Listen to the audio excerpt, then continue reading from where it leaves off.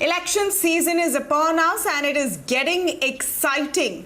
4 states and 1 union territory will go to polls. Results of all 5 will come on the 2nd of May, and it's gearing up to be one of the most electoral battles in recent times. Remember, it's the second big set of elections post-COVID-19, the first one being Bihar.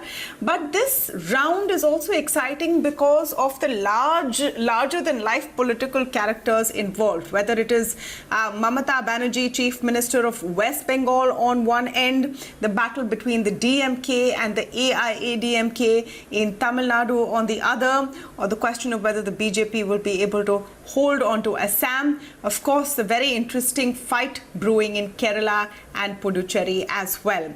Now, we speak about political analysis in various terms, but opinion polls are undoubtedly the most exciting. They come with the usual disclaimers that these are surveys which are done, these are estimates. No one in any case is saying that this is what's going to happen. They are projections, but it's based on data and gives us an insight into how people may be thinking. So let's come to the latest round of opinion polls. These ones are by Times Now CVoter, and I have Yashwant Deshmukh CVoter with us to talk us through with them. Yashwant, great to speak to you after so long again. Before we get to the number crunching and the numbers you've put out, and interesting ones at that, let me get a perspective from you on why these set of assembly elections are important. We're very far away from any kind of a general election. The central government is rock stable, yet there is such a huge amount of interest and political appetite for what is happening in these set of elections. Give us the big picture.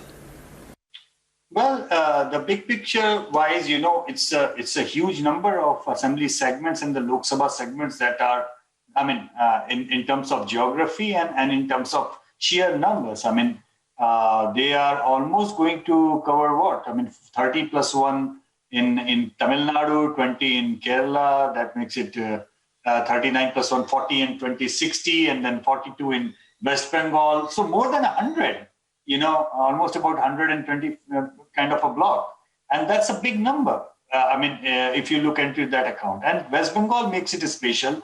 Tamil Nadu makes it special. Every state is going to have its own storyline, its own equations, and they actually cover everything that we have been debating at the national level, from the communal polarization to developmental debate to the expansion of the BJP, to the shrinking of the Congress, the regional parties getting up, and so on and so forth. So actually, there are 5 states, but the issues and the factors, they actually cover in totality whatever we have been debating so far in the last 1.5 years. That's why they are very, very critical. Another interesting observation that I had, Yashwant, and tell me what you think, is that COVID-19 is undoubtedly the biggest event of our lifetimes. No one has any, second thoughts on that. Yet, they're not a political issue, or barely seem to be a political issue at all. Is that what you have also found, or is this just a perception that some of us have? That's a perception, I would say, because Tamanna, it's a black swan event. For all our lives, nobody has seen anything of this sort. But as far as political questioning is concerned, that is having an impact. Let's not forget, in Kerala, for the first time, our poll is predicting that there could be a government beating the anti-incumbency factor.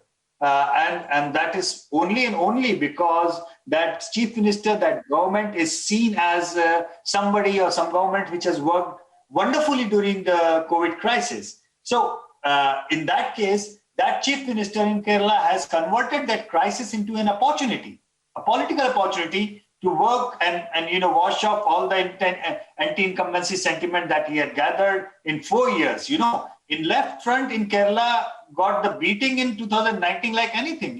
Congress swept the Lok Sabha elections in Kerala. But look at the bounce back post-COVID, whatever the chief minister has done over there. And that's a big deal. That's a really big deal. So COVID has its own impact in different ways. It's not exactly the electoral issue as such, but dealing with COVID has certainly become an issue in Kerala for sure. Okay, let me talk about the big one. which is West Bengal. Everyone is excited about West Bengal, and election watchers all across the country were talking about West Bengal because it is a battle of personalities, and media and people love this battle of personalities. You have two-time Chief Minister Mamata Banerjee on one end, you have the entire BJP juggernaut and the Home Minister Amit Shah leading the political fight. On the other end, you have so many campaigns and rallies which have been done by the Prime Minister Narendra Modi, and then you have the left and the Congress trying to find their way in their fight. Now, your poll says that it's likely Mamata Banerjee will make it through and will get a third term. Is it that the BJP will make massive headway? Because even by your numbers, the jump from 2016 would be unbelievable. But just short enough to actually form the next government and conquer unconquered territory in West Bengal? Well, it's a massive jump. You look at it, the vote share perspective, look at the seat share perspective, and 8 weeks is still a long time to go into politics. It is going to be 8 phases in West Bengal. Prime Minister has just started his campaign. So, and the ISF equation has just turned in the Muslim equation for the left front. So if ISF eats a couple of points into Mamata Banerjee and Prime Minister adds a couple of points to the BJP, it becomes neck and neck. Having said that, the data clearly suggests that Mamata Banerjee is extremely popular. The gain of the BJP is not coming from TMC. The gains of the BJP are coming completely from the left and the Congress vote banks, and it has become a bipolar contest. So BJP is the challenger, no doubt about that. If prime ministers rally and they convert into a tight race and they form the government, it will be historic. But even if they do not form the government, become the main opposition, that will be equally historic. I genuinely believe, people are way too much invested right now looking into the Vidhan Sabha election. What the psephologist in me is telling me is that for Modi and company, this is not about Vidhan Sabha election. It is all about 2024. Even if they become the main opposition, you can take it in writing from me. With 15 years of incumbency against Mamata by 2024, in Lok Sabha election, BJP is going to make a complete sweep of sort from West Bengal. And that is going to be a huge number. Same is true with Tamil Nadu. Tamanna, if you look at it in a macro perspective, even if Jayalalitha would have been alive, Tamanna, after 10 years of incumbency, even Jayalalitha would have lost these elections. But DMK alliance winning 37 out of 39 in 2019 Lok Sabha, and then sweeping this election, and with 3 years incumbency, we know for sure whenever they will run the government, it is going to be mess like every other state government. But by the time 2024 happens, there would be a macro level incumbency, micro level incumbency, everything working against the DMK. That would become another greenfield state for the NDA after West Bengal. Now adding to the Telangana. So what we are looking at is actually addition of 3 greenfield states for the NDA, keeping in mind 2024. And that might be more than enough for them to compensate whatever the losses we might be looking at in the saturation states in 2024. Okay. So that was what I was coming to, because if I were to turn that argument on the head, most states will go into 2024 ruled by a BJP state, and that will be a massive anti-incumbency they will face, going by that same logic. Exactly the point. That going by the routine incumbency, you see, one very secular trend that we have been observing, that between the Lok Sabha and the Vidhan Sabha, within the same state, BJP has been consistently losing anywhere between 10 to 20% votes in the Vidhan Sabha elections. West Bengal is an aberration. West Bengal is something which is bucking this trend. But as far as Lok Sabha is concerned, there is a Modi dividend for the NDA. Compared to the Vidhan Sabha vote share, there is almost like 10 to 15 points of Modi dividend when they go to the Lok Sabha elections. So obviously, in the saturation state, in the Hindi heartland, in the entire north of India, where the BJP has been in the Lok Sabha managing complete saturation performance back to back in 2014 and 2019, there would be micro level incumbencies building against the sitting MPs. There could be some loss in these states. And these losses they are working way in advance in these greenfield states to cover up those losses. I might be sounding a bit too early in the game, but believe me that when you look into the politics and the planning of Narendra Modi and Amit Shah, there is nothing too early. They really do plan way in advance. And this is what I see as a big picture. You know, if I was seeing your projections right now, and if I were in the BJP, then I would be worried about what you're projecting in Assam, Yashwant. Because one term in Assam, which was again a greenfield area, first time for the BJP, doesn't seem to be ending in a lot of optimism. The Congress has bounced back by your projections in these last 5 years. Mr. Sonowal is facing anti-incumbency already, and though you're showing that they will probably win, it's a closer fight than would leave any government in power comfortable.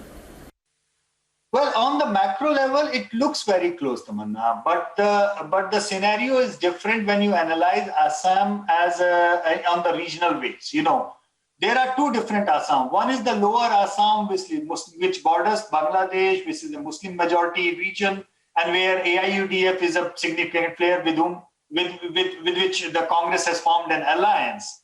Now, this part where the main contest has been always between Congress and AIUDF, BJP being the third party, they have formed an alliance and they are likely to win the seats by huge margins in these lower Assam.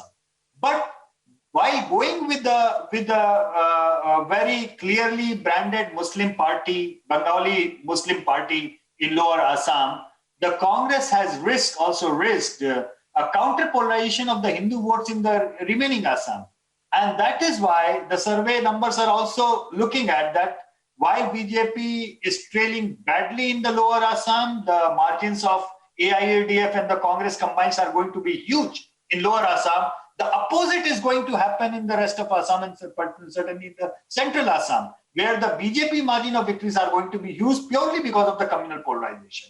So there are two different Assams. I mean, third part, Bodoland is there, and there too is going to be a very neck and neck race with the new party coming in with the BJP support and BPF going the Congress way. But let's keep the Bodoland thing apart. Rest of the Assam, the two regions are nullifying each other in that way. So on the whole, when you look at the numbers of the survey, you feel like, it's very close. Because from vote share perspective, they are running neck and neck. And their seat share perspective, the BJP is ahead, but it's not that big a lead. What if the Congress gains 1 or 2 points more? This could be flipping. Guess what? It won't flip, because just the way BJP gaining 2 or 5% vote in lower Assam is not going to flip any seat in lower Assam, because Congress is going to win those seats by 15 points margin. Similarly, Congress gaining 2, 3, 4 points in central Assam is not going to flip enough seat, because BJP is going to lead in those seats by 10 to 15 points margin in central Assam. So this is a kind of a state which is carrying two different mandates in two parts of the state. And the macro level numbers are kind of deceiving, Manna, in that way.